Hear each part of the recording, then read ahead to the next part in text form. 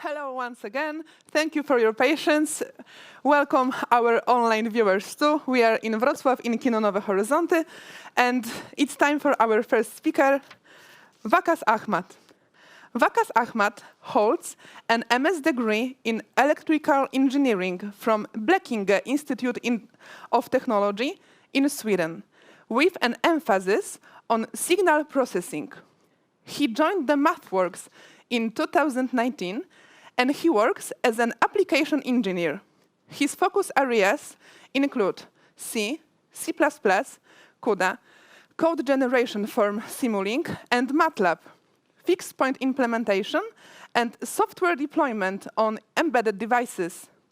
Before joining the MathWorks, he worked for 7 years as an embedded software engineer at Alstom, in former Bombardier Transportation. Come here, Waqas, the stage is yours.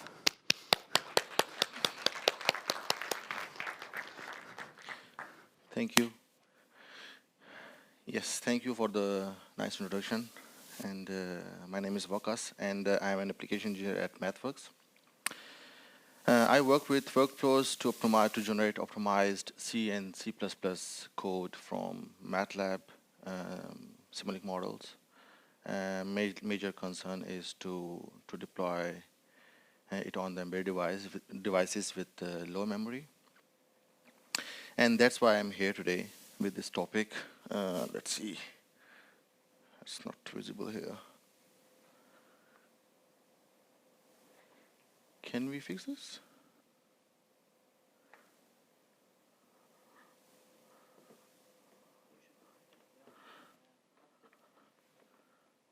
It's not connected yet. Perfect. Okay. Thank you. So that is why I'm here today with this topic, deploying neural networks onto an embedded device using pruning and quantization techniques. But before starting the presentation, can we see that who knows MATLAB and Simulink? Nice audience. And who is aware of AI in general, neural networks?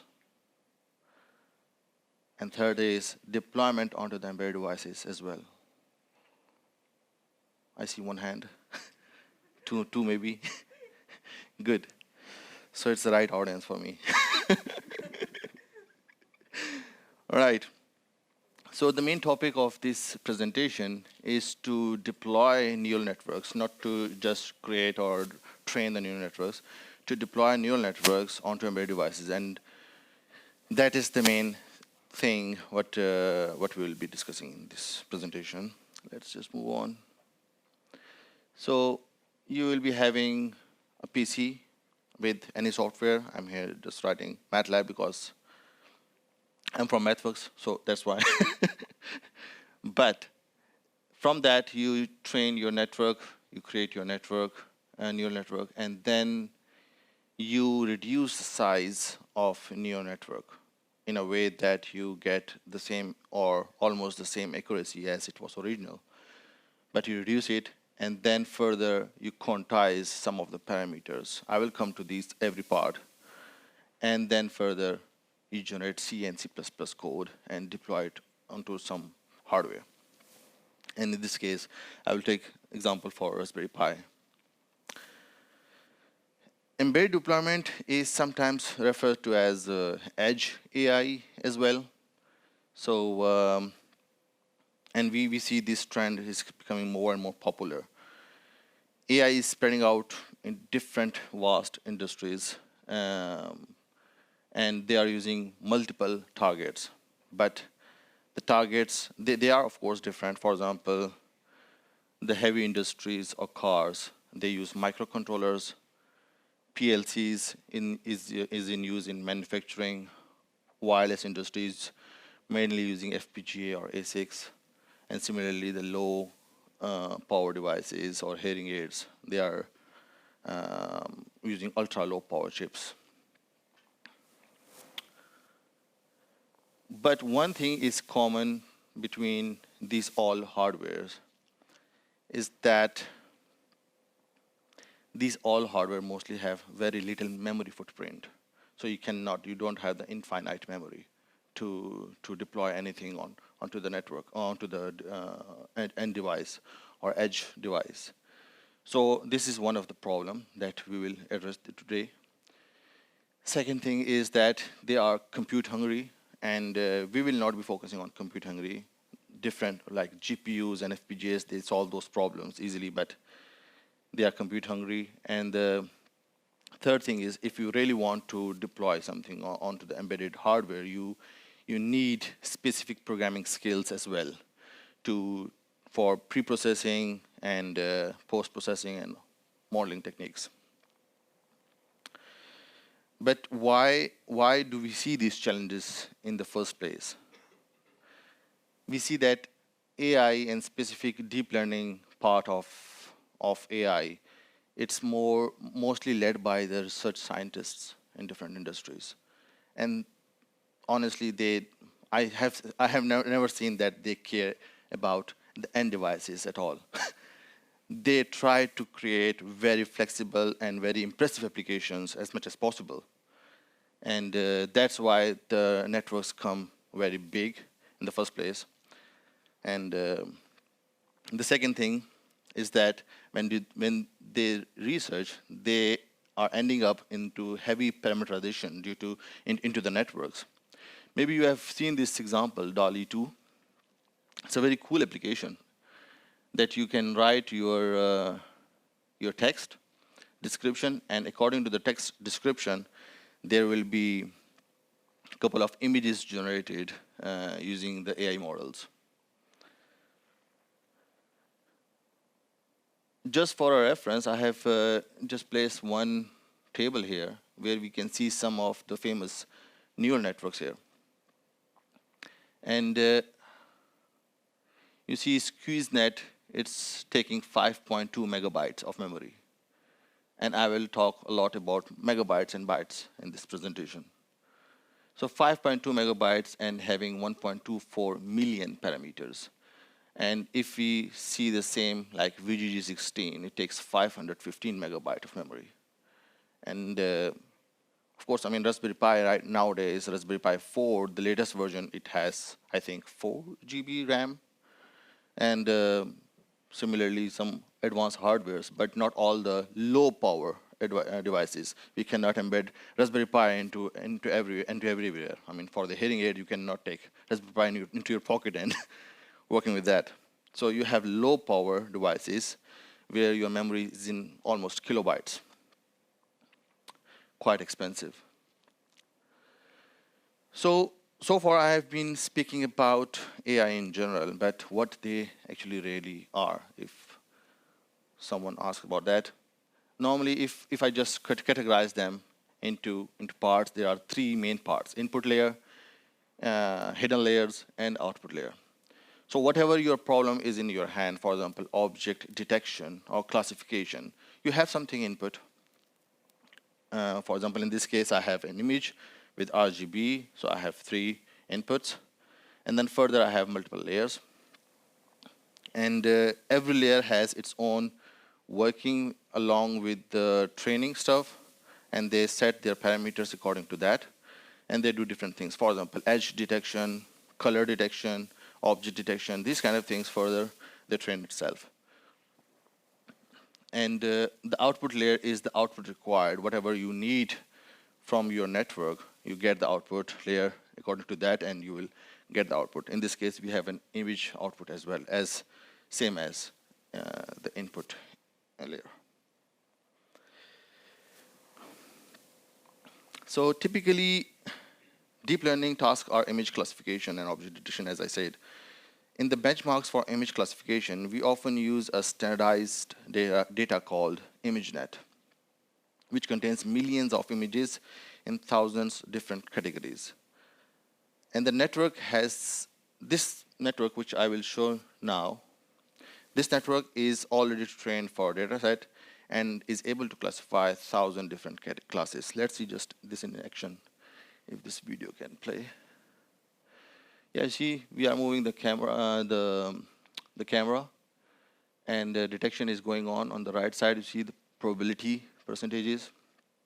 Mouse, it can be modem as well, but very low probability. Laptop or notebook, sunglasses. So these kind of object detections, and in the end, chainmail. By the way, chainmail, I just Googled before coming here. Chainmail is a type of armor made up with small rings. Okay. So with that small introduction to what neural networks are, let's look at the workflow that can be used when you want to compress a neural network. That don't fit onto your target, but you want to compress in a way that fits onto your target. But for that, you need to know your hardware, your target first, and the model you take as an example for deployment. So hardware constraints, of course, you need to, and then you need to select a model wisely. If you end up with VGG16, good luck to you for Arduino, I would say. And similarly, then you simplify your model, quantize parameters. I'm talking this, I know I am talking these specific terms again and again, just to show you that, okay, this will be, in the end, you will get from this presentation. Quantize parameters and then deploy onto the target. But this part, selecting model and quantization and simplifying the model, this is iterative process. Just wanted to show you. This is not one end. So you select model, you simplify or reduce the memory size, quantize, and check the accuracy. If accuracy is not meeting with your criteria, then go again, fetch another model or change the parameter for simplification. Okay, so let's start with looking at model selection. As I mentioned, AI research has had the tendency to not care too much about the end hardware, and that they can therefore be quite bloated. In this chart, we can see on the y-axis the accuracy percentage, and the x-axis relative prediction time. And the size of the circles shows the memory it takes. And if you just take the example for these two networks, mobile V2 and VGG16, you see almost the same accuracy percentage. But we can see that, okay, the smaller network can have the same accuracy and almost the same prediction time as well as compared to the large VGG16. So it's important that what you are selecting the model, that's good enough to start with. Further, if you look at simplifying the model, what we typically include here for deep neural networks is a process called pruning. So we have selected a model, now we are trying to simplify the model. So you have trained the model, you have a lot of different weights, and then there is a pruning process where the pruning process is a structured process where we evaluate the importance of the weights in a trained network. And if the importance of the weight is less than our threshold, some set threshold value, we discard those weights completely. So it means that those weights will be gone, and then we need to retrain that model. And after training and pruning, you have pruned, retrained network with lower weights compared to the original network you took. Then the next phase comes for the quantization of the model. And here you can see on the screen, deep network quantizer. I think I can, yeah, this one. So this is probably the last part of the compression. And when I say compression, okay, I know all people are technical here. Compression doesn't mean that I'm creating JPEG or compressing the images. I'm compressing the neural network itself.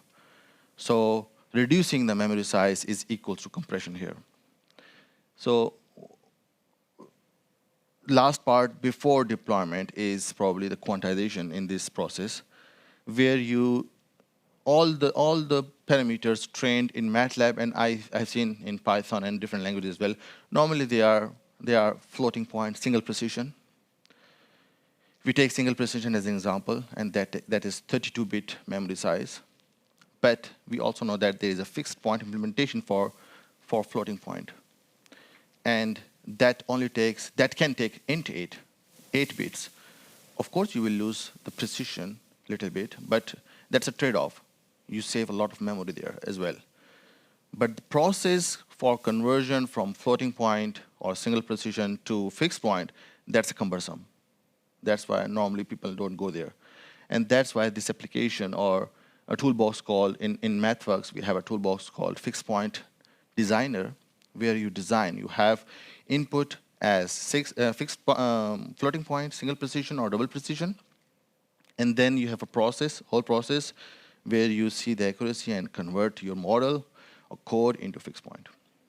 And this is one of the applications from that toolbox, which is known as deep network quantizer, and this is specifically for neural networks. So it takes the neural network as an input and quantize the parameters and return or export the parameters in int8 format.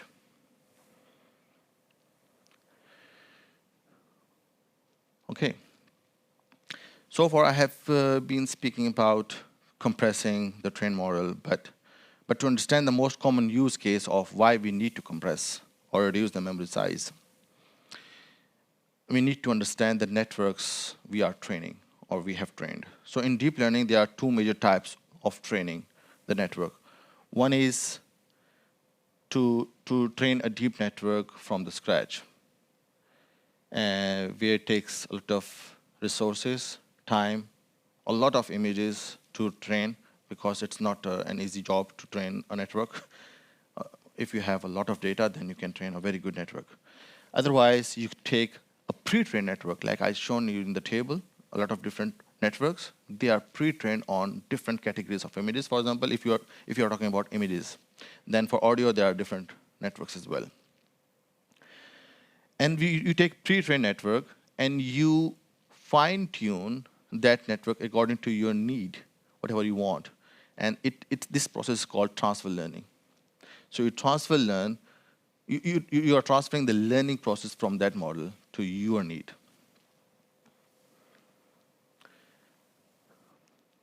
Okay, so what are these steps to do the transfer learning? The first is to load the pre-trained network.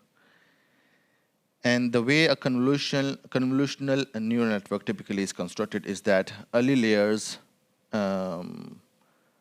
they find features like edge detection and colors, which is standard image processing. And these features are extracting information that are interesting in all image-based networks.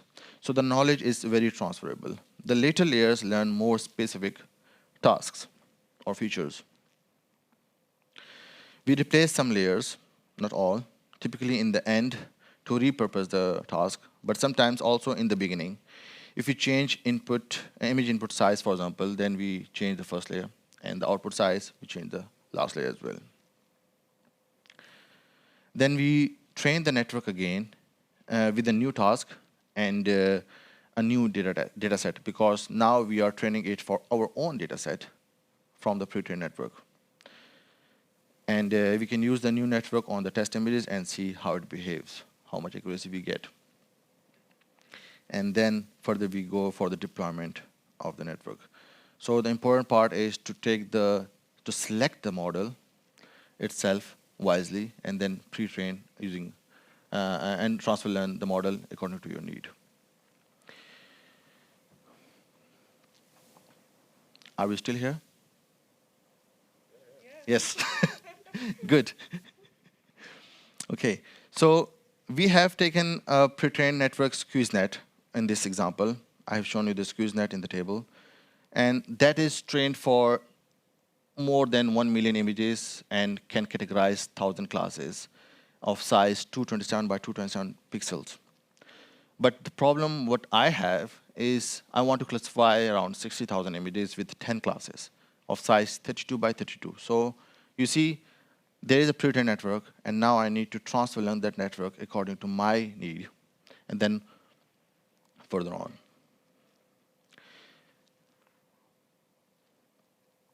So we start with looking at our hardware target. In this case, we took a simple Raspberry Pi. We choose a very small model to do transfer learning, which is SqueezeNet in this case.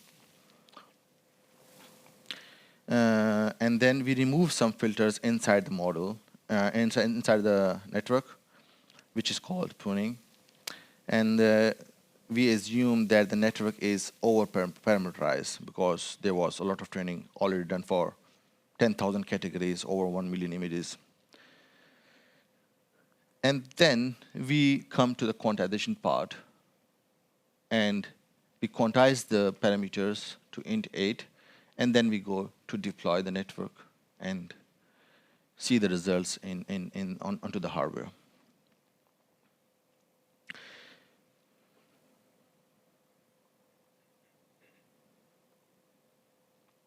So when we do transfer learning, we have to change a couple of layers. As I mentioned, this can be done programmatically in MATLAB or on command line.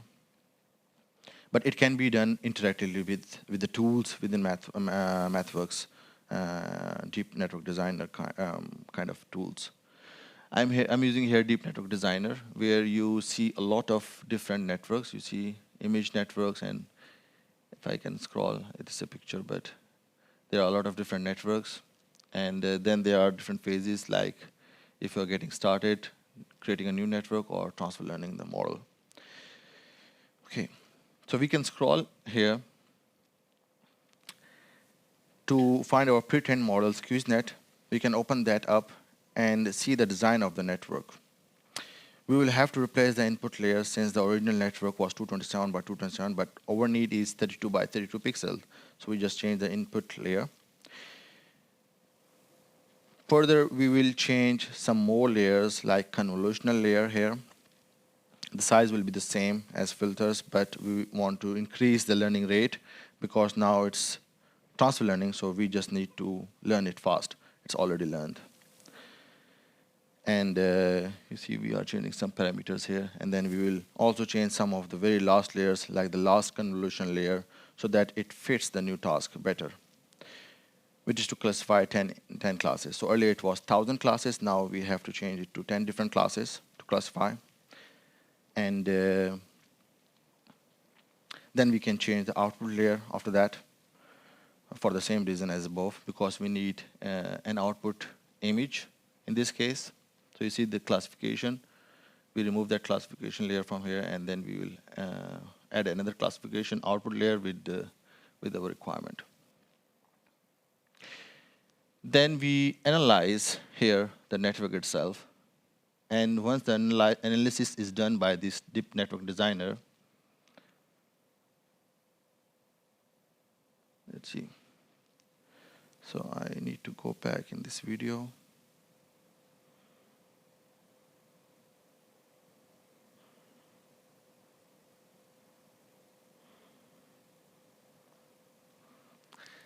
Anyway, I think it's not possible here.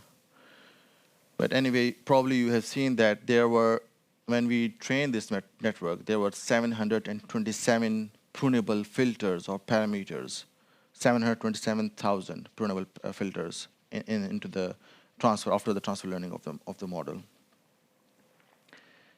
So after that, we come to the transfer learning part. We have taken the network already from the SqueezeNet, and now we will transfer learn that part. We just created the network with the smallest data set, and to train it, we will just need to call this function train network. You see train network on the very top, and this function will actually train the input network, which is LGraph with some options, and give you the transfer learn network. Let's see it in progress.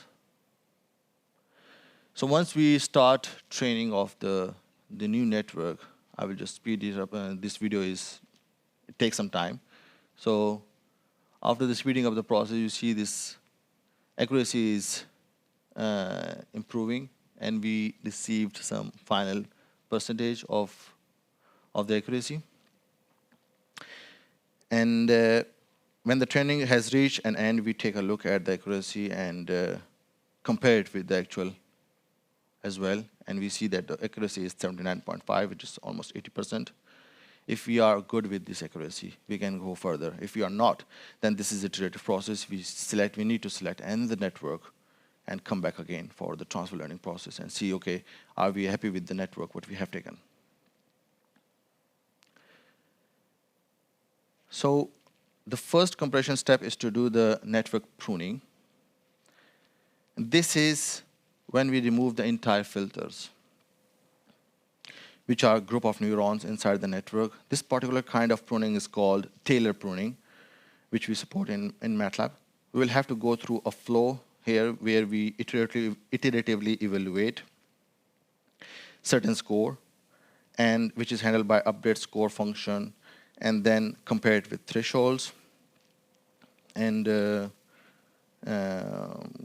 once this is done with update score, then we will find the score and compare it, update our prunable filters further on. So we will now start the pruning, and you will be able to see that the number of filters which are left in the networks keep on decreasing. So you see the process is started, and there will be green curve here, or the graph, and we started from something like 2,500 prunable filters. And this prunable technique, Taylor pruning, decreases until 1,500. And if I increase this loop, because I have just taken this example for 30 iterations, you can increase that iterations to further on, and you will, of course, come up with much less filters. But, of course, the accuracy will be disturbed as well. So if you are happy with that accuracy, of course, you can take. So once we have taken that, we will train that network again, and you see it's started right from the 80% because the network is already trained now. We have just reduced the network size from the pruning process. So once this is done, we have now trained the network. We can go further. And it's interesting to analyze the prune network a bit further and see where the network we ended up removing the most filters. We have ended up with removing some filters, but where we need to see. So just for comparison here, I'm comparing the original network and the prune network, and you see a lot of different layers on the x-axis, and the orange bars, they are the reduced size of the network. And if I just calculate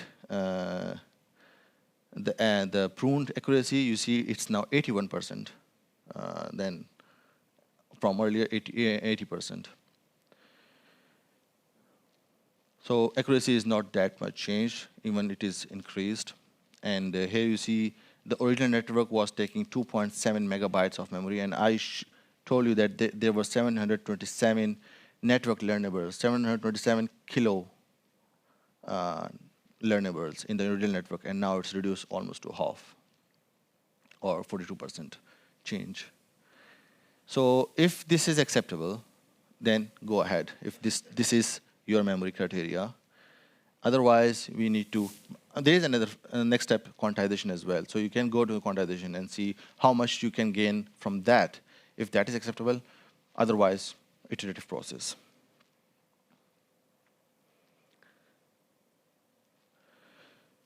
So the last part in this compression step or memory reducing step is to do the quantization. I speak earlier about the fixed point implementation or designer toolbox, and we have an app for that. Let me just click on that. You see from here we select apps and deep network quantizer. There are a lot of different apps.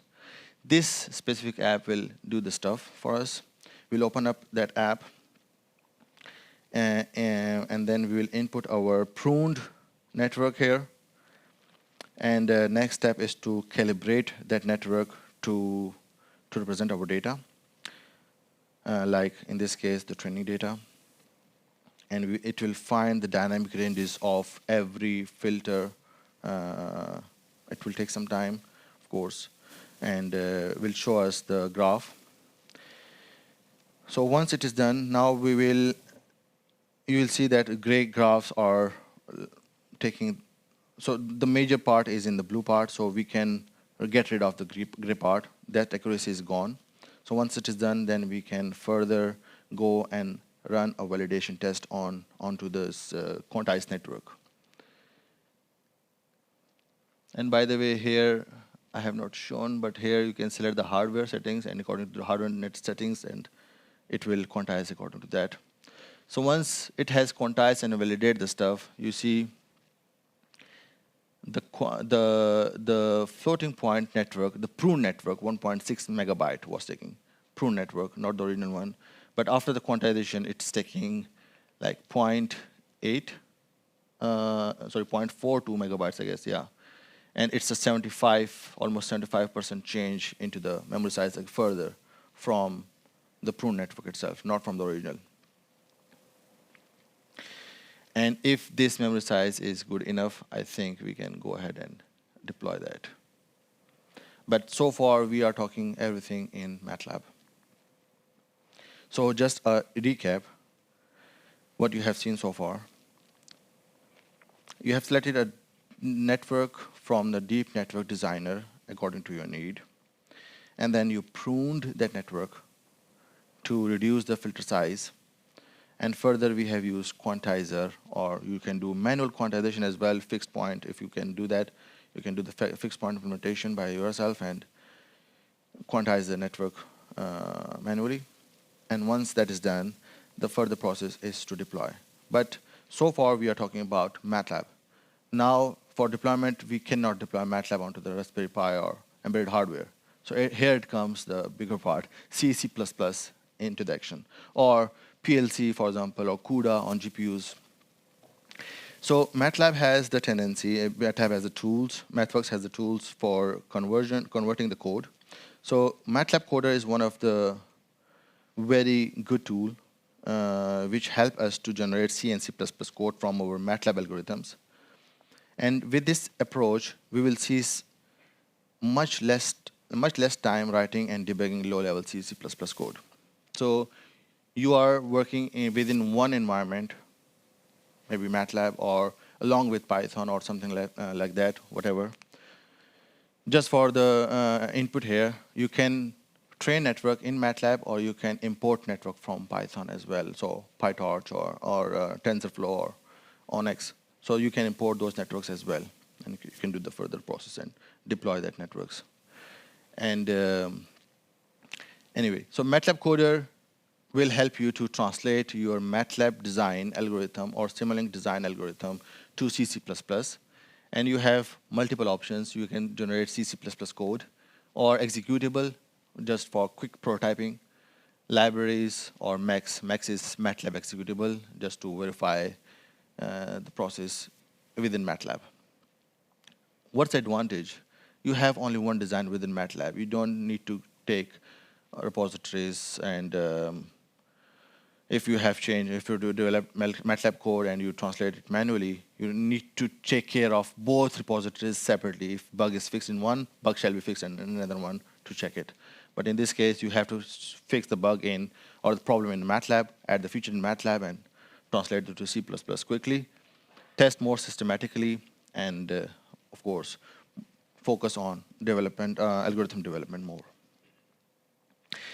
So here, with the code generation, we support a lot of different tools. For example, GPU, FPGAs, we can deploy Verilog code or Vlog code as well. For microcontroller or PLCs or CPU, C, C++ code. And a lot of vendors we support, different hardware we support. So from GPU, we support NVIDIA, but from CPU, we support a lot of different hardwares and vendors. And on top of this MATLAB Coder, there are free applications available from MathWorks, which we call hardware support packages. So they are like supporting specific hardware. For example, Raspberry Pi, in this example, I have used hardware support package from Raspberry Pi, which is built by MathWorks. And that is freely available if you have MATLAB Coder, embedded coder, and you can work with that and deploy the code easily. All right, so our target today was a Raspberry Pi. So let's see how we can generate code from the network. So here you can see that this structure, coder.config, is created for generating a library. I'm using hardware as a Raspberry Pi, and verification mode is PIL, processor in the loop. So can we raise hand if we know processor in the loop? Okay, good. So processor in the loop is you have a processor and you are testing. So when you test your software or the coding, you create your test cases, test benches, and test it within, for example, Linux environment or Windows environment. But when you want to deploy it onto the target and test it within your Windows environment, so processor is in the loop of the testing phase, of the verification phase. So you are actually taking the code, deploying onto the target, and getting the results from the target back and comparing onto the PC. That's what processor in the loop is. And we support that in this MATLAB Coder toolbox. So you have this processor in the loop verification mode. We selected the target language as C++. Deep learning configuration for ARM compute, okay, further on. And this was the mat file for after the quantization. Once we did the quantization, we add that quantization parameters here. Data type as int8. And then we run this command, codegen. And once we run the command, okay, this was the main function, squeeze-net predict, which we are actually, we are trying to generate code for this specific function. And you can see it here, squeeze-net predict, with some arguments, general arguments, and configuration. So now it's in code generation is successful here. You can see that connectivity with the Raspberry Pi is done. And then here, I will try to run both the networks, the actual network on PC, and this one, _PIL, will run onto the hardware. So once I run this PIL, this is the executable from the codegen, then it will deploy that onto the target, and we see the results here, that both the PC version of Pro Network and ARM compute version onto the hardware gives the same results.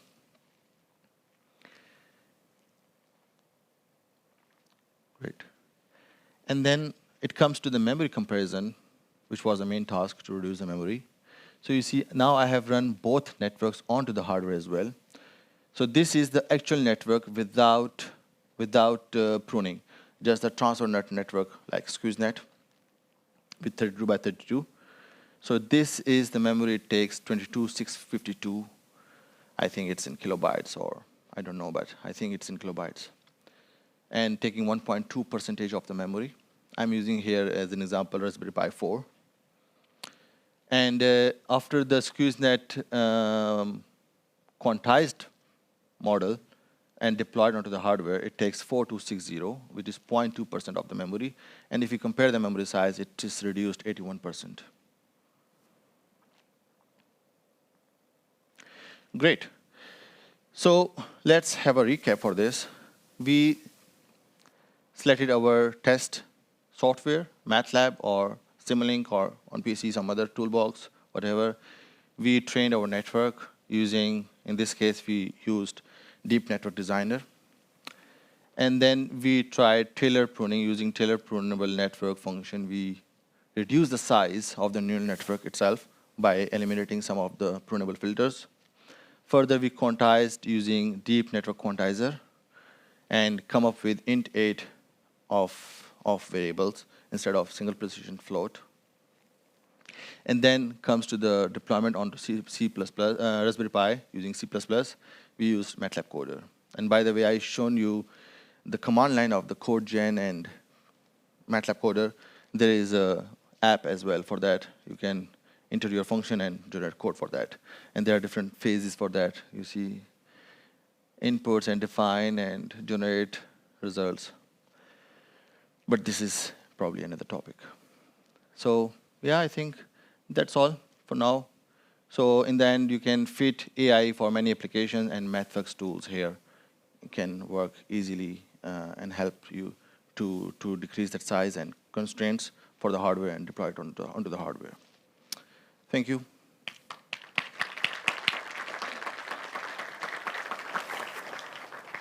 Thank you, Waqas. Thank you. Now it's time for questions, so please raise your hand if you have any questions, and our volunteer will come to you. I can't see anything, so yeah.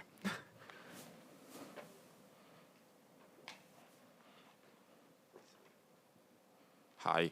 I have a question about this MathWorks tools. So this is the all the functions are built in the MathWorks. So you have to just when you are writing your script in the MATLAB, you are using the predefined functions, or you wrote the pruning functions by your own. Thank you. Very good question. When I talk about the toolboxes itself, for example, the deep network designer, the Taylor prune network, these functions are built in. So once you buy the product itself, then you have those functions built in. Like in MATLAB, you have function for factorial. You don't need to build that factorial, code that factorial function. But and on top of that, you have, for example, if I take this example, code gen. So you are generating code from your MATLAB algorithm, but if you really need to include something from external third-party software, like drivers, or if you have written very optimized code by yourself, manual code, you can add that code along with the MATLAB algorithms, and MATLAB Coder will help you to generate all those together in one project and generate that. So you have the flexibility. Further, you have a flexibility to call other software, for example, C++ from MATLAB, and from C++ to MATLAB. You have the tendency to that as well. But whatever I have shown here are built in to MATLAB.